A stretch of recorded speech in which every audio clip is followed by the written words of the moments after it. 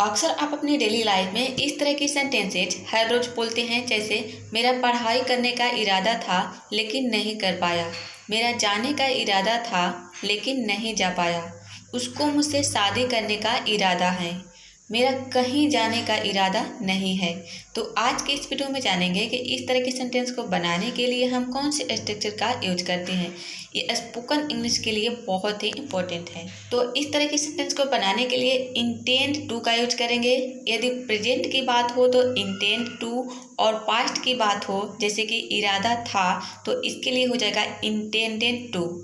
Structure जान लीजिए। सबसे पहले सब्जेक्ट, उसके बाद इंटेंड टू, यदि पास्ट की बात हो तो इंटेंडेड टू, देन वर्ब के फर्स्ट फॉर्म, देन ऑब्जेक्ट। जब हिंदी सेंटेंस के लास्ट में इरादा है रहे तो इंटेंड टू का यूज करेंगे, और इरादा था रहे तो इंटेंडेड टू का यूज करेंगे। तो आइए अब इसके कुछ एग्जाम्पल देखते हैं। मेरा पढ़ाई करने का इरादा था लेकिन नहीं कर पाया। अब देखिए, इरादा था तो हो जाएगा intended to. I intended to study but I couldn't. मेरा वहाँ जाने का इरादा था लेकिन नहीं जा पाया। I intended to go there but I couldn't.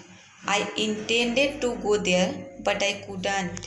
Next sentence is उसको मुझसे शादी करने का इरादा है। अब देखिए, यहाँ पे इरादा है तो यहाँ पे इंटेंट टू का यूज करेंगे। ही इंटेंस टू मैरी मी। अब देखिए, यहाँ पे इंटेंट के बाद एस लगा है, इंटेंस। जब subject he see it name हो तो इंटेंस का यूज करेंगे। तो आई होप आप समझ गए होंगे।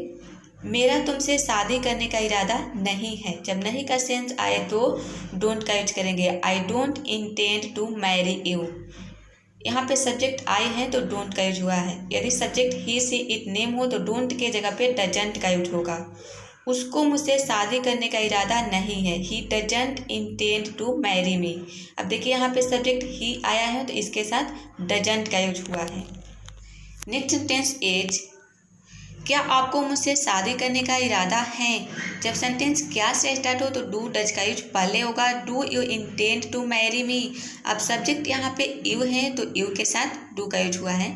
यदि सब्जेक्ट यहाँ पे ही रहता तो डज आता।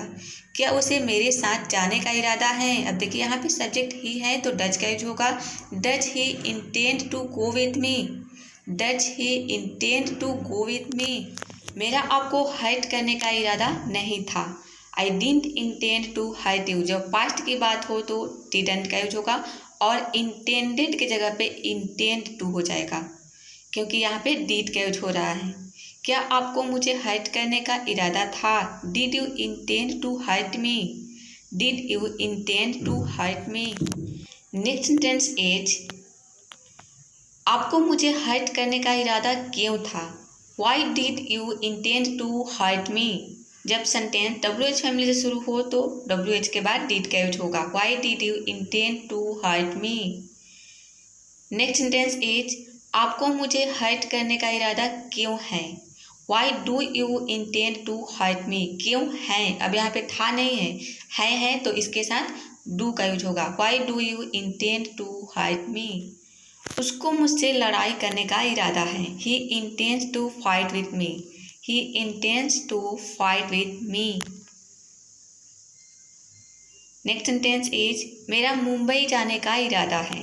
तो इसका जवाब आपको कमेंट बॉक्स में देना है। तो आज के लिए इतना ही। वीडियो को लाइक, शेयर और चैनल को सब्सक्राइब जरूर करें।